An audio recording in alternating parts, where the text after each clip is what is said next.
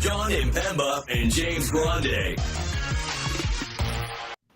What is going on, everybody? John Impemba here with Colby Conway. Welcome to the Better Baseball MLB DFS Playbook live stream here. We are breaking down Tuesday's 11-game main slate. Colby, my friend, how we doing? Doing well, ready for another day of MLB DFS action. So can't complain, a lot of games on the board. And fortunately, we don't have as much weather on the board. So that's one less thing you and I have to worry about. Yeah, definitely weather was a major concern, obviously, going into yesterday's slate. But this one looking pretty good here, to at least not worry too much about what could be impacting our lineups, right? That's right. And that's one less thing we got to worry about. And that's probably the thing I can't stand worrying about the most when it comes to making DFS lineups is the weather. It's, maybe not a postponement. Let's hope for a delay. And then I'm sitting here going like, well, a delay would be not bad. Or like, how about a late start? Let's just let the weather be there, impact the game, and then hope it goes away. I hate worrying about weather.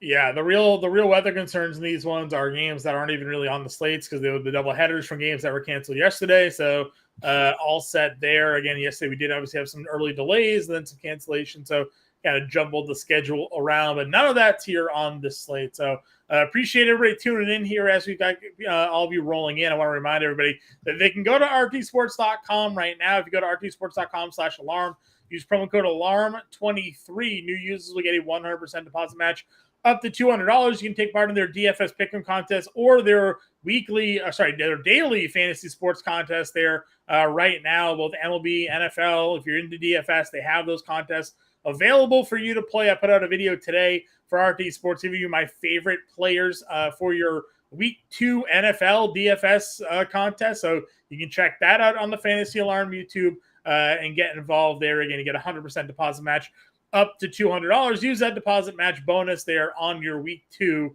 DFS contest. Colby, let's give out some pick and plays for today. How are you feeling about it? Sounds good. Let's do it. Well, let's get to it.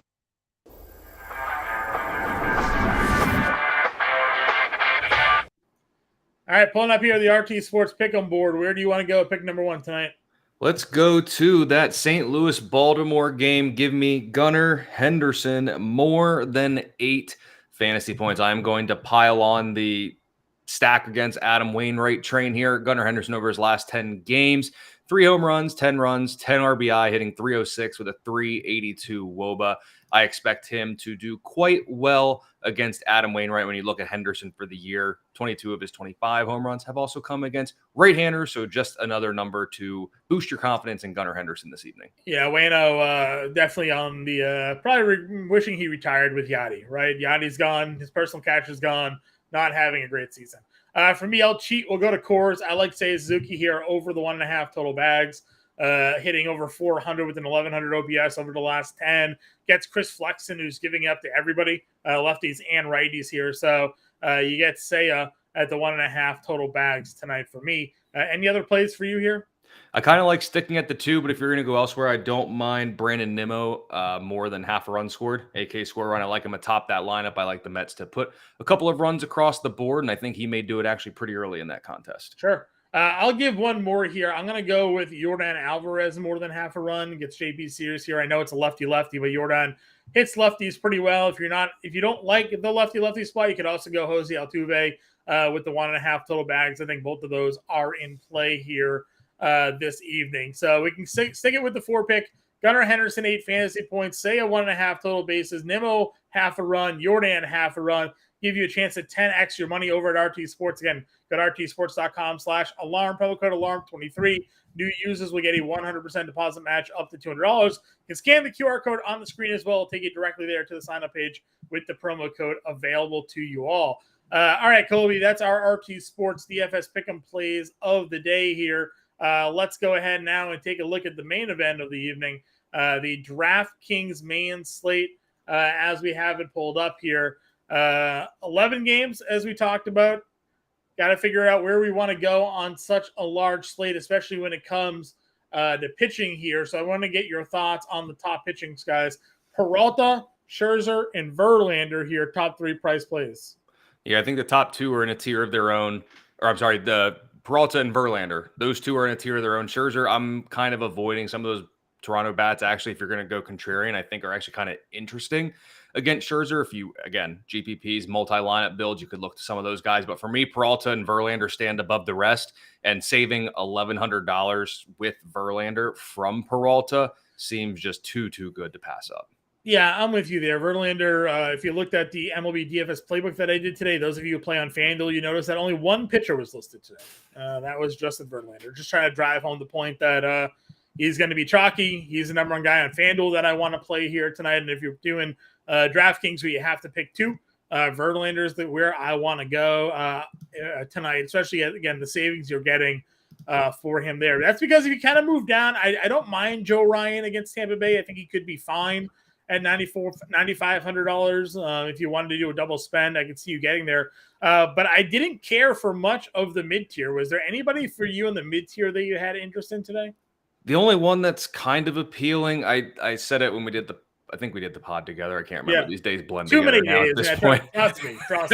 It's been the thing. Edward Cabrera is interesting just because he does have kind of a higher strikeout ceiling. So he's kind of interesting, and maybe he gets in line for the win. He only has to do 4 innings. I mean, if he can replicate what he did, I think it was against the Dodgers, about 8 Ks over 4 innings, get something like that and slap a win on there, that's not too bad. But I agree with you. This mid-tier is gross, the right word. It's a lot of these games. It's like Brian Wu. I kind of just don't like him. I'm not necessarily going with Angels bats against him, but I can't get to him. I don't want Sandoval. Lefties do a ton of damage against Brian Wu, so like maybe Moustakas or Moniak.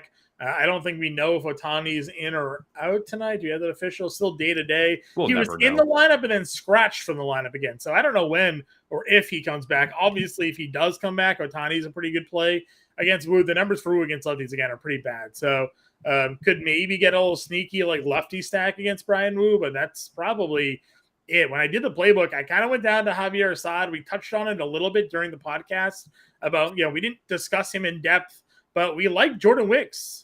And he came through and tossed a six shutout innings yesterday. So, I think Javier Assad could do the same thing. I know we didn't have any strikeouts against Arizona in his last start, but he had back-to-back 7 strikeout games in Cincy, in Pittsburgh, the game before that. So he's been pitching deep into games, 7 and 8 innings there. So for $6,500, we're looking to go Verlander and need to find a value starter. I think Javier Assad could be the guy. And it's interesting with Assad because we always talk about it with the Rockies that they can't hit lefties. Well, over the last 2 weeks, they look like Babe Ruth against lefties when you look at the numbers as a team against righties. I mean, worst strikeout rate over the last 2 weeks, hitting just 217 and a 277 WOBA, 57 WRC plus. Not much better than if they slap you and I in the lineup there. Right. So no disrespect meant, of course. Sure. But that's hey, I'm just telling you what I see with the numbers here.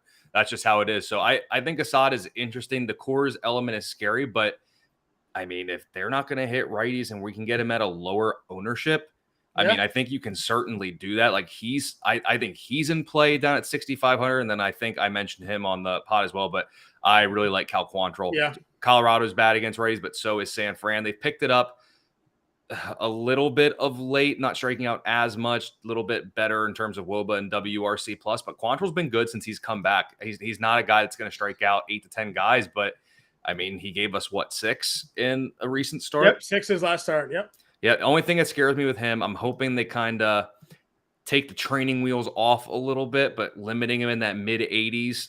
I know he's been through 6 innings. Maybe it's more so at that point that they want to get him out of there, but he's been good since coming back. If he can get to 90, 95 pitches, I think he could be in quality start territory against San Fran.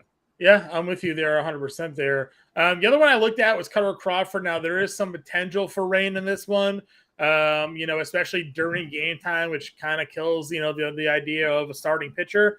But we saw Nick Pivetta have 10 strikeouts in 5 innings in the day game here. So, again, the Yankees against righties are just so bad. We saw Crawford pitch really well against them a couple of weeks ago in New York, 6 innings, 105 K. So, if the forecast adjusts or changes at all, then maybe Cutter Crawford against the Yankees here in the second game of that doubleheader could be something to look at. But for me, again, I just went Assad. I went Cal Quantrill in lineups here, and then I spent up for Justin Verlander and Joe Ryan. There really wasn't else. I didn't find myself getting to Peralta.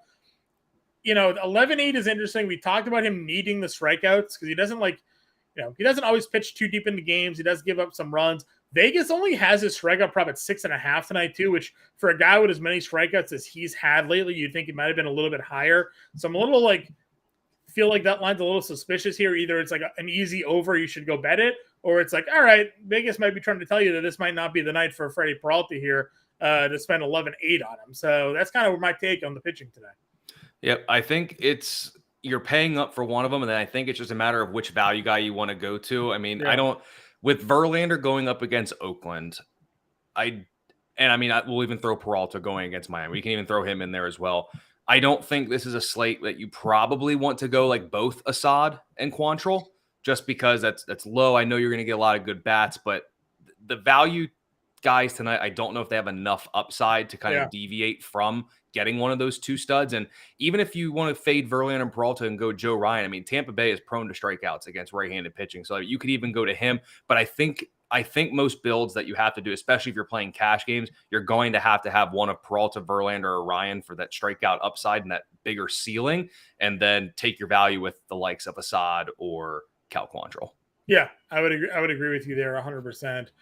Moving on over to the catcher position here. Again, we'll get some more lineups coming out. Top guys, again, not necessarily the greatest of splits. I mean, Will Smith usually better against lefties, gets a righty. Cal Raleigh again better against righties, gets a lefty, though he did homer yesterday. You have Garver against Ryu. Now, Ryu's seemingly just limited to 5 innings at this point. Doesn't seem to matter how well he's pitching or what his pitch count is. He comes out after 5. You have Jonah Heim, Assad. I don't find myself in love with a lot of these upper guys. When I was building lineup examples today, I just did Francisco Alvarez at $3,500 and kind of called it a day. Took the words right out of my mouth. I don't even know what to say. I was like, oh, he's not going to say Alvarez, and I get to come in here and look like the shining star when Alvarez gives a nice day. But no, I think for me, when you look at the catcher position, I think there's 3. I do like Mitch Garver. He's got like a 420 plus WOBA against lefties this season, so I certainly like that with him. I'm at this point, is Yan Gomes becoming a plug and play guy? Kind of. We'll have to see. I don't think we've gotten the lineup for the Cubbies yet, so we'll have to see kind of what they. We were all in on him yesterday. He was like the obvious go get in 3 hits yesterday. So. Yep. And then other than him, I'm not really going down much farther than Francisco Alvarez. I mean, he's hitting 9th. You can do that wraparound stack if you want to get the Mets, do Alvarez and Nimmo because he'll be at the top there. You can do those two. And if I'm not mistaken, Alvarez has homered off Ryan Nelson already in his career, and Alvarez notably better against righties than lefties. Yeah, 100%. And you have Connor Wong down here against Rodon at $2,800. And then again, I know he hasn't been hitting the ball all that well, but 2 homers over his last 10. He homered yesterday. He is a lefty against Brian Wu. Could go Matt Dice here. As well. Anybody else for you down here? We do have Maldonado versus lefty. Did we go over his power numbers against left-handed pitching this year?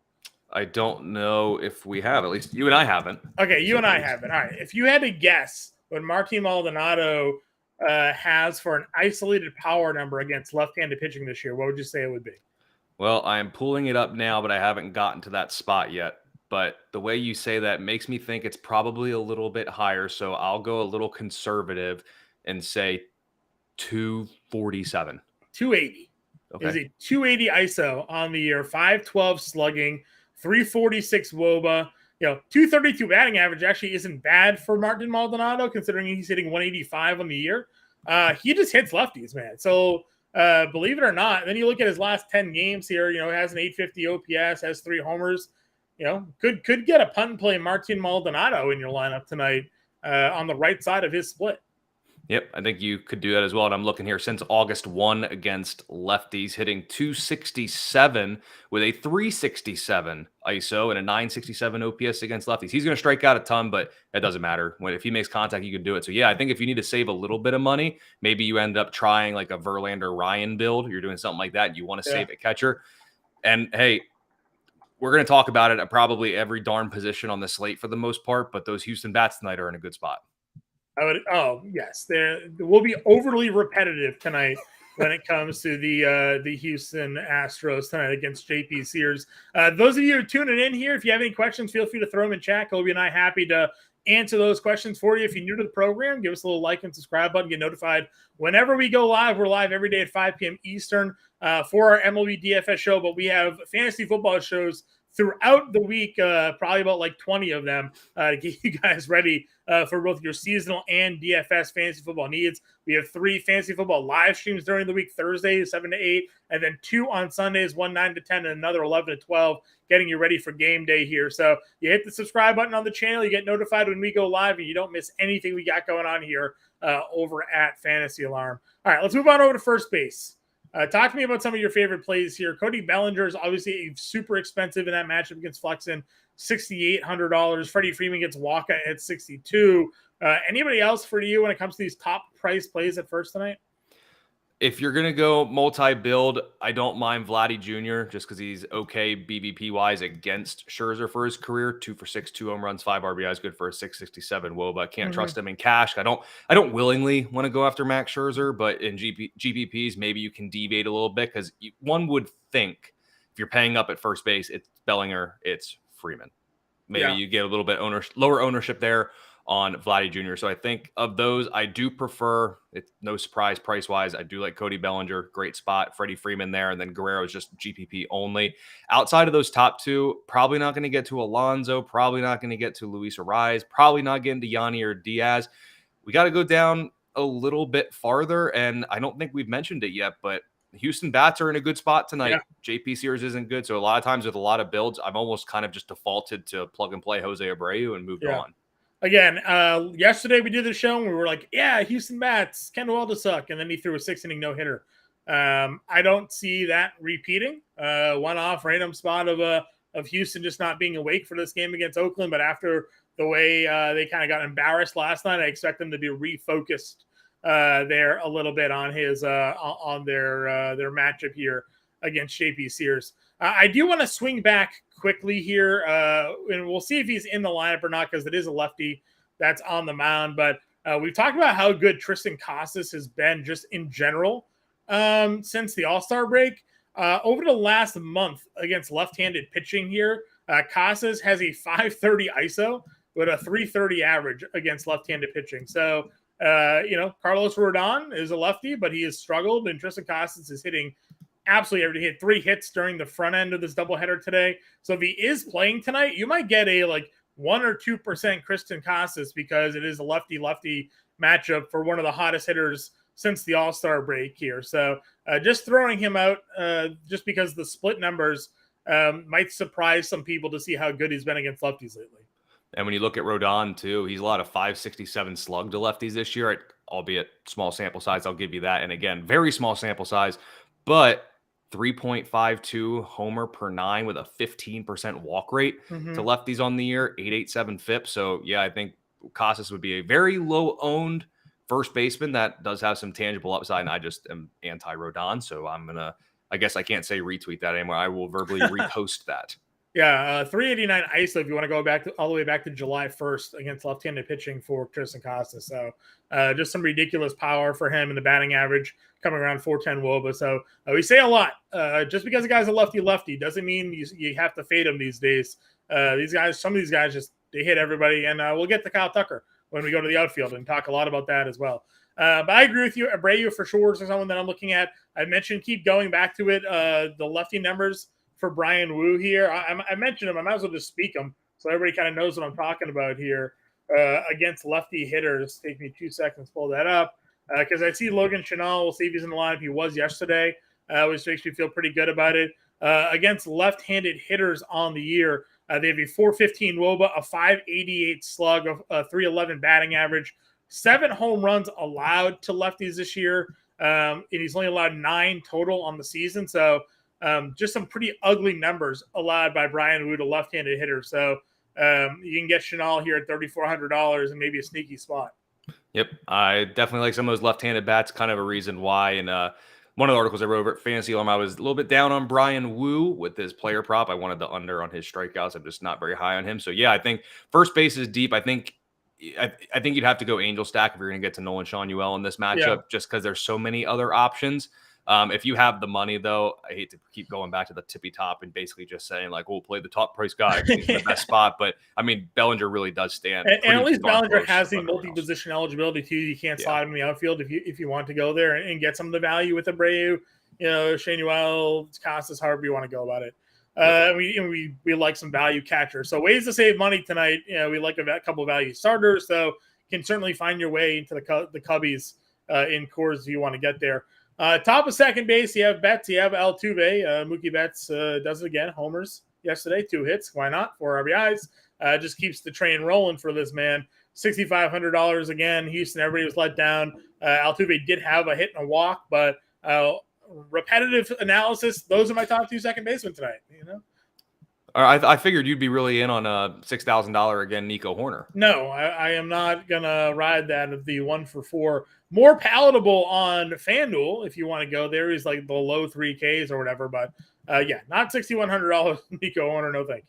Yeah, I think your quote yesterday, they should have clipped it and we could have just replayed it today. But if I don't cash because of a $6,000 Nico Horner, I'm okay. Yeah, that's my hat's off to you. Yeah, that analysis still applies. If you keep going beyond those 2, I think I like Altuve quite a lot. He's up there for me. Marcus Semion's been swinging the bat well of late. I don't mind him at $5,800 if you're going to look to the Texas bats. And then really at second base, he's got that shortstop eligibility. I was trying to save him for shortstop, but I love that Ronnie Mauricio's up to 6th in the lineup. All he does is continue to produce. I know he's basically default, and we pretty much keep throwing him in there, but he hasn't given us a reason not to. So I'm kind of in on that one. And then down a little bit farther, Emmanuel Valdez solid against lefties, although only 646 OPS over the last 10, but he cracks the lineup. He did have 10 fantasy points the last time out, so maybe we'll see him. Yeah, for sure. I'll give a shout out to the Twins here. Edouard Julien, again, I know recent numbers not great, but I'm okay going Twins today against Little. Kirilloff at first base is like $2,800, something like that. Julien is down here. Some pretty cheap Twins today if you're looking for that. Just like potential random home run game, right? We've seen it all season long where they hit a lot of home runs. They strike out a lot. Little's not a strikeout pitcher. So you put some balls in play, and maybe Minnesota can do some damage tonight. At the third base position, we have Bregman and Devers in good spots, along with Jose Ramirez. Now, San Francisco is not going with their opener, at least for now. It's still listing Sean Manaea as their starter, which would veer from how things have happened. We could get to the 10 o'clock window, and all of a sudden, someone is opening for Sean Manaea here. But at least for now, we're looking at least Manaea as a starter. Do you have a favorite of the top of the 5K tier, I guess, of third baseman? I think it's Alex Bregman. When you look at his numbers, it's one of those things. I was looking at our starting lineups page, and I have it filtered to look at the players I'm looking at lefty, right. And I see Bregman's got the 3 for 7 with a homer against Sears. I like that. And then I'm looking, and I'm like, Bregman only has a 224 average against lefties this year, and it's like he's kind of like the lefty killer, I guess, if I'm allowed to say that. Like that's just always what he's done. He's always hit lefties well, and then you start digging into the numbers a little bit more. And he's been quite solid of late. Last night actually broke a hit streak of like 7 or 8 games that he had going. But of late, he's been much, much, much better against left-handers. So if you're going to take the look at the whole season, I totally get it. I understand doing that. But if you look just over the last 2 weeks, it spans 20 plate appearances. He's walked a couple of times. So really we're talking 17 at-bats, 412 average, OPS over 1,000, and a 432 WOBA against lefties. So much better of late. I agree. I can always go Morel for the power upside. Shocker, he did homer in cores. We kind of talked about that. Back-to-back games with a home run now from Morel. He hits homers in bunches. Hits righties well. Flexing sucks. So certainly fine going there. Royce Lewis feels overdue for a grand slam. He only had a home run yesterday, a 3-run there. So could get another homer here against Little. I do like him, as I mentioned. Really only the expensive twin on the board. And well-deservingly so at $4,900 if you find a way to get him into your lineup. Anybody else for you in this mid-tier for third baseman? If you're not going Javier Assad, I like Ryan McMahon. The numbers are bad of late, but him against a righty at home has typically been pretty profitable if we're going to generalize things. If Justin Turner cracks the lineup, I like him. He's been much better against lefties this season. If we go down a little bit more, he's got the outfield eligibility as well. It's hard to ignore what Willie Castro has been doing. Yes. I mean, let's call a spade here. I mean, yes, he went 0 for in the team's last game, but prior to that, it was multi-hit effort, double-digit fantasy points. I mean, look at the numbers before: 11, 24, 12, 9, 10, 14. Fantasy point machine, 3,100, fits the narrative of getting Minnesota bats, and I still think I still think at 3,100, and you look, he's basically hung around this price tag despite being pretty darn excellent. He's got power and stolen base potential here. We'll hit lefty against Little, so I'm full on board with that at $3,100 here. Trying to see if we have anybody else. I mentioned on the show last night. I don't think we have a Red Sox game 2 lineup yet. Curious if Ceddanne Raphael hits the lineup or not, because they did with Rodon on the mound and all the lefties the Red Sox have in their outfield. If we see Ceddanne start. And if we do, actually, they have him at shortstop now. Looks like they got him at short. Well, but he can't start though because you guys are in a playoff hunt. Boston's in a playoff hunt, so he can't start. So Alex Cora says, but I don't know. I guess he's third base. For whatever reason, I thought he had third short. He's got short outfield, so we'll hit shortstop now. We'll talk about it in a moment. Corey Seager, $6,500 against Ryu. Dansby Swanson against Flexen at 55. Bichette gets Scherzer at 54. Lindor, Ryan Nelson at $4,900. Yeah, I like Swanson a lot in this matchup. I think he had what did he do yesterday? Yeah, 15 fantasy points yesterday, 22 the day before. I mean, simply put, lefty, righty doesn't matter. Chris Flexen's not getting you out. That's just the way it is in this day and age. So yeah, I like Dansby Swanson's my preferred target on top there. I think if you're going to commit to the Met stack, while Lindor hasn't been overly great of late, I do like him hitting second. I mean, all things considered, despite Lindor's price tag, you could do a wraparound with 9-1-2 of Alvarez, Nimmo, and Lindor and not be in a really bad spot. So I don't mind that. Carlos Correa, fine, I guess. A little bit better of late if you're just going to go for the Minnesota stack. And then obviously I'm contractually obligated to say Ronnie Mauricio at 3,300, still underpriced. Right. Just because we keep on talking about the Chris Flexen numbers, just want to put it in perspective here. Against righties this year, Flexen here, 427 WOBA, allowed 616, slugging percentage 332, batting average. Against lefties, only slightly better, 508 slugging percentage, 370 WOBA, and a 308 batting average. 7 homers allowed to lefties, 16 homers allowed to righties. So not good. Not good when you're playing Coors Field. So you can play anybody you want against Chris Flexen tonight. They'll be super chalk. There will be the Cubs. I agree with you on the Mauricio thing. If you want to go there, 33, as we talked about. And then, as I said, Ceddanne Raphael is down here at $2,700. We'll see if he gets into the lineup here, given the lefties that are going to be in the outfield generally, and a lefty on the mound for the Yankees here this evening.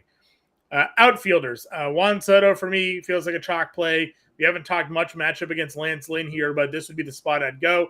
I know recent numbers for Soto have been okay, nothing great, but you get homer and have 3 hits yesterday here. And we know Lance Lynn struggles against lefties. To say the least, John.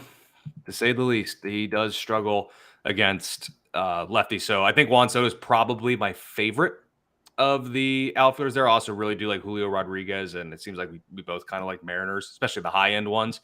Maybe also named Teoscar Hernandez in there as well. So I have to like him. I want to pull up the numbers that I have here for both of those guys. Let me see if I can find them here. So since August 1st, Julio Rodriguez against left-handed pitching, 17 for 30, which is a 567 average, 933 slug, OPS north of 1,500, 367 ISO, 635 WOBA, 323 WRC plus. Seems okay.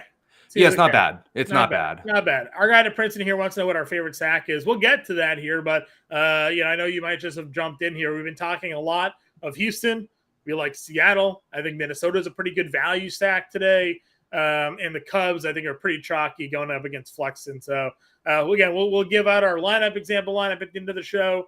We'll give you our favorite stacks, value plays, value stacks, the whole shebang here in a moment as soon as we're done working our way through this outfield position. Corbin Carroll leading off. I like him at 58. Kyle Tucker, as we mentioned, Kyle Tucker against left-handed pitching on the year. Some pretty crazy splits despite being a left-handed hitter. Facing lefties on the season, Kyle Tucker has a 471 weighted on base percentage with a 511 ISO. It doesn't even seem real to have a 511 like that. Those numbers seem ridiculously high, but that's what it is. That's what we have here. Last 30 days for him, 268 ISO, 328 was a little bit lower, but 268 ISO still plays. Yep, absolutely not. I like this like mid tier, this like $4,000. Actually, let me just say this from like 43 to 4,700. Because when you get down to that range, just above that's Nolan Jones. If you want to go him, if you're going against um, Assad, you got Chas McCormick, who hits lefties kind of well. There's my guy Brandon Nimmo for a Met stack. If you're going to go there, you could look at Talkman, especially if he's going to lead off for 4,300 for a leadoff hitter in Coors. That could be very profitable. Seiya Suzuki, we talked about him a bunch. He's in a good spot, just like every other Cub, major and minor leaguer in this game against Chris Flexen. And then you go down. Oh, I just had one. Oh, Teoscar Hernandez. We talked about him. He's been good against lefties.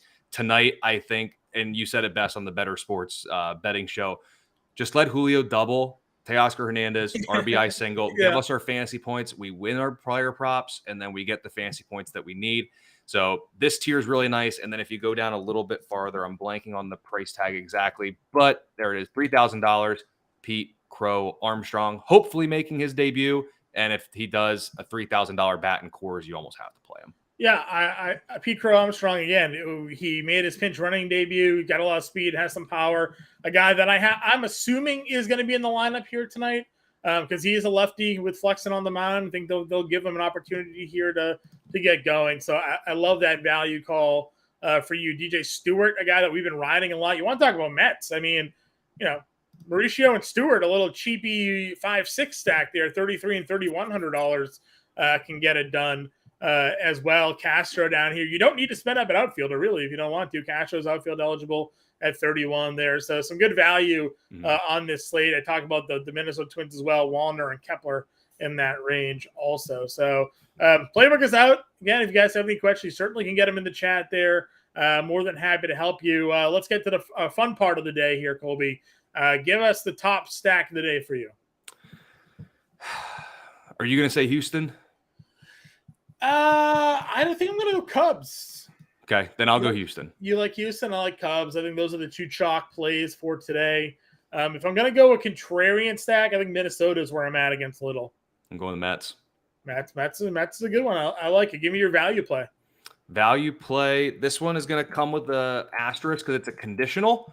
But if you're not going against Cal Quantrill, Mike Yastrzemski has been crushing right-handed pitching of late. Yes, I like that. I'm going to go Willie Castro, sticking with the Twins here. I think Twins got in there. Our guy, James Grande, popping in chat. What's up, James? Glad you could tune into the show. He's watching it. Well, Colby's in here filling in for you. We got, let's see, what do we need now? Home run call. What's your home run call today? Home run call, I will go chalk, and I will go with Juan Soto. I did say a Suzuki on the Better Sports Betting Show. I like that a lot. Again, we talked about flexing. He's giving up everything to everybody. Righties, lefties, doesn't matter. Seiya's hitting. Did I mention Seiya? Did you mention Seiya? I glossed over him, but I did throw the name out. Just making sure here. Seiya Suzuki is one of my favorite plays of the entire day. Hitting over 400, 1100 OPS over the last 10 here, and gets the flex matchup. So Seiya is my home run call. Let's get into some lineup building here, Colby. I know we're plugging Verlander. We going Cal Quantrill here, or do you want to go Javier Assad? Let's have some fun and let's go with Assad. We can pull money away because I think we might want Yastrzemski's value bat in the outfield. Okay. Catcher here. I'm gonna go since James is in the chat. I'm gonna go Martin Maldonado, and we'll save the money. $2,400. Power against lefties. Ridiculous ISO numbers here. At $2,400. Your home run call now, but what was your? You said Soto. Oh, man, yeah. I did Seiya. So we'll plug in two outfielders here. You putting Jose Abreu at first? Yeah, we'll do Jose Abreu at first. Jose Abreu, always difficult to spell. There we go. 42.25. I like Willie Castro. Do you want to use Castro at third or in the outfield? I would put him at third because the last outfield spot, then we can basically pick between Pete Crow Armstrong or Mike Yastrzemski since we're not going Quantrill. Yeah, let's get the Coors exposure there. Castro at third. Spell correctly one time. We'll go Pete Crow. Look at all this money. Get our Coors. Sheesh. 5,400 for We're second baseman.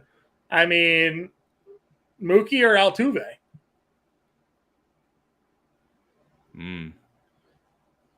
I feel like Mookie is the right answer, but we do have a Houston stack. So yeah. I almost think we have to go Altuve for the lineup. Just and because then we that have gives other us a Houston bats. $4,500 shortstop, gives us Pena. We just four-man Houston here with two Cubbies, a one-off Soto, and a one-off Willie Castro. So again, example lineup for everybody. That's with Assad. If we wanted to go ahead and getting Cal Quantrill, we have $1,100 more dollars. Could have some real fun with it. What is 54? Does that? Oh, we're 100. Oh, we get there. Swanson. That would get us to Swanson. I mean, that feels pretty good. Yeah, that feels pretty good. I don't know if I don't like that one more. Right. That one feels Dansby, Seiya, Pete Crow, Armstrong, Soto, Castro, Altuve, Abreu, Maldonado with a Verlander, Quantrill.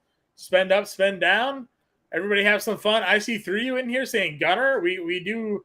Is Baltimore on the main slate? No. They couldn't let us have Houston against JP Sears and Baltimore against Adam Wainwright in the same. Definitely like Gunner, though. We liked him for props tonight. We had him in our RT Sports DFS pick'em props for the evening. So if you can get it in that 640 slate, definitely get some Gunner in your lineups. If you're going to maybe do some player props, get some Gunner in your lineups. We're all in on Baltimore attacking Adam Wainwright tonight for sure. So that's a show here tonight, everybody. We appreciate you all tuning in. If you have any questions, get us in the Discord. If you're not yet a member of the Fantasy Alarm family, make sure you go ahead and sign up today. Check out the All-Pro package. You can scan the QR code on the screen, hit the link in the description.